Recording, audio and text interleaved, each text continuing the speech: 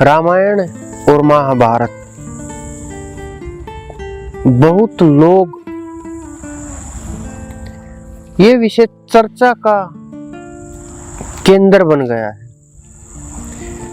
कि रामायण महाभारत हुए हैं नहीं हुए, क्या ये मात्र कपोल कल्पनाएं हैं या मात्र पुस्तकों की रचनाएं हैं या मात्र विद्वानों के द्वारा रचे गए ग्रंथ हैं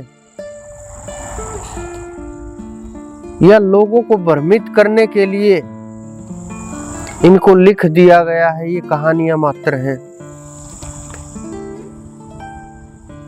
और दूसरे लोग कहते हैं कि हाँ ये हुई हैं, लेकिन अनुभव नहीं बता रहे अपने कि हमने राम देखा है नहीं देखा, कृष्ण जी हुए हैं नहीं हुए, महाभारत कैसे क्या नहीं बोल रहे। ये खोजने का विषय है, ये सोचने का विषय है, ये समझने का विषय है। कुछ लोग इसके ऊपर बोल रहे हैं, बड़े बड़े सेमिनार करके युवाओं के साथ बात करते हुए कि शायद हुए हो, कि कुछ ऐसा हो भी सकता है नहीं भी हो सकता।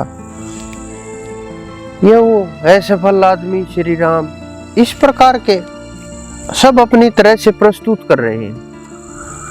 लेकिन वही लोग जब आप देखोगे रामेश्वरम में लंबे लेटे शीश झुकाए नजर आएंगे, वही लोग शिवलिंग के आगे नतमस्तक नजर आएंगे। रामेश्वरम में शिवलिंग किसने स्थापित किया था, आपको याद है? ये स्थान जब आप जाओगे रामेश्वर के अंदर, वहां पहुंचोगे तो देखोगे आज भी पत्थर तैर रहे हैं। सैटेलाइट से जब चेक होगा, जो भारत और श्रीलंका का रास्ता है, सबसे नजदीक का जो रास्ता है वो यही मिलेगा, इससे नजदीक कोई रास्ता नहीं। जहां बोलते हैं कि यहां से श्री राम गए हैं, वो रास्ता जनकपुरी भी है, अयोध्या भी आपके सामने है, कुरुक्षेत्र भी है, और वृंदावन का तो आपको पता ही है कि वृंदावन क्या है, कैसे वो अद्भुत भूमि है जहां श्री कृष्ण जी ने रास से लेकर के युद्ध तक कितनी लीलाएं की हैं।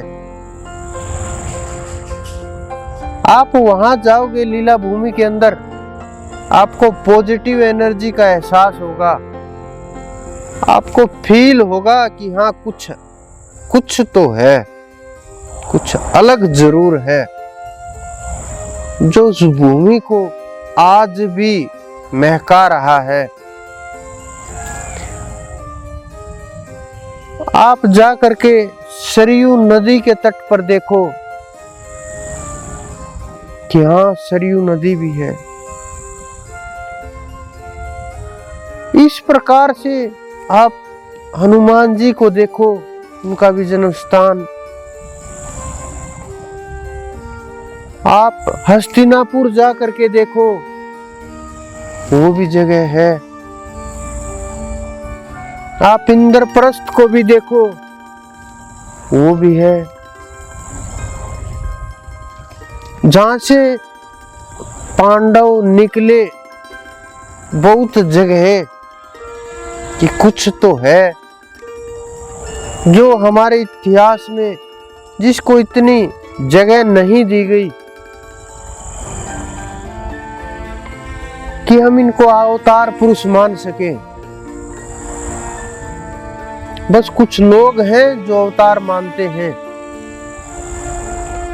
लेकिन जिन ऋषि महर्षियों ने, जिन खोजियों ने, यहाँ तक कि आर्यों ने भी श्री राम को श्रेष्ठ आर्य माना है, श्री कृष्ण जी को श्रेष्ठ महापुरुष माना है इतिहास का। कुछ तो अलग होगा, नहीं तो इतने राजे महाराजे हुए इतिहास में, उनको क्यों अलग जगह दी गई? क्या कारण रहा होगा? क्यों इतना श्रेष्ठ माना गया? हमारे योगी हैं वो, हमारे अवतार हैं, हमारे लिए विशेष कार्य करने के लिए आते हैं और लीलाओं के माध्यम से जीवों को जगाते हैं। ऐसे बहुत से उदाहरण हैं संसार के अंदर जिससे ये साबित किया जाए कि श्री राम जी हुए हैं। अब तो साइंस इतनी गति से चल रहा है, आप जब उन तत्वों की जांच करोगे, उन पदार्थों की जांच करोगे, उठाओ पत्थर रामेश्वरम से और उसकी खोज करो, कितना पुराना है, कितना समय हो गया इसको स्थापित हुए, ये तत्व पता चल जाएगा जब आप निकालोगे साइंस के माध्यम से। तो इनको आप कैसे नकार सकते हो, कैसे मना कर सकते हो? किस प्रकार से आप? हाँ, कुछ लोग हैं जो केवल कि हम गुरु हैं, गुरु बस,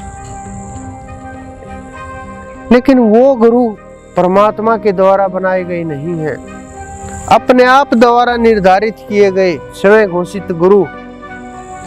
वो लोग इस प्रकार की भाषा का प्रयोग करते हैं, वो लोग इन चीजों को नकारते हैं। लेकिन जो लोग उस रास्ते से गुजर करके गए हैं, जो लोग साकेत है, जो साकेत के अंदर से निकल करके गए हैं, जो लोग गोलोक के अंदर से गुजर करके गए हैं, जिन्होंने उन ऊर्जाओं का अनुभव किया है, जिन्होंने श्री राम के साक्षात दर्शन किए हैं, जिन्होंने श्री कृष्ण जी को पाया है,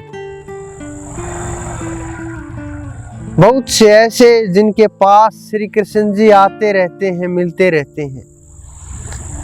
बहुत से ऐसे हमारे संत, अवधूत, ज्ञानी महापुरुष जो उनके साथ जुड़े हुए हैं, जिनके पास उनके आज भी संदेश और आदेश दोनों आते रहते हैं। वो तत्व ऐसे ही नहीं मान लेना चाहिए कि बोला मान लिया, कि हंसी में उड़ा दिया सब कुछ। ये हमारे महापुरुष हैं जो जिनके ऊपर हमें काम करने की आवश्यकता है, जिनके ऊपर हमें अस्तित्व को जो मिटाने की कोशिश की जा रही है, उसको खोज की आवश्यकता है, उनके ऊपर बोलने की आवश्यकता है, उनके ऊपर लिखने की आवश्यकता है, उनको पढ़ने की आवश्यकता है, उनके वर्णन की आवश्यकता है, और सबसे ज्यादा उनकी खोज की आवश्यकता है कि किस पद्धति के द्वारा हम वहां तक पहुंचे, कैसे हमें उनका अनुभव हो। हमारे महात्मा लोग आज भी अश्वत्थामा से मिलते हैं, कभी हिमालय के ऊपर, कभी वृंदावन के अंदर, कभी और जंगलों में, कभी किसी मंदिरों में, कभी किसी की शिव की पूजा करते हुए हमारे महर्षि लोग कृपाचार्य से मिलते हैं। हमारे महर्षि लोग सिद्ध योगी, जब योगियों की सभा होती है परशुराम जी उसमें आते हैं। लेकिन जो लोग बिना सोचे, बिना अनुभव के, बिना जाने कुछ भी बोल देते हैं, उन्हें थोड़ा खोज की आवश्यकता है। थोड़ा उन हमारे पूर्वजों, हमारे महर्षियों तक पहुंचने की आवश्यकता है कि जो तत्व रामायण में भी हनुमान जी का वर्णन है, महाभारत में भी कुछ जगह हनुमान जी का वर्णन है, आज भी हनुमान जी का वर्णन चल रहा है, तो कैसे वो लोग, आप महाभारत के उदाहरण वहां शीश के दानी की तरफ देखिए, खाटू नरेश की तरफ है वो जगह, आप जाएंगे, देखो जा करके कैसे किस प्रकार से। आज भी हिसार के अंदर एक वृक्ष है जिसके सब पत्ते बर्बरी के द्वारा छेद दिए गए थे एक बाण के द्वारा। आज भी उस वृक्ष के पत्ते खोज कर लो, आप जा करके देख लीजिए, आज भी उसके पत्ते कटे हुए आते हैं अंदर से, कोई भी वृक्ष के नहीं आते जिन वृक्षों के पत्तों में छेद हो नहीं आते। ये जो हमारी पावन धरा है, ये जो हमारी अवतार भूमि है, ये जो हमारी श्रेष्ठ भूमि है,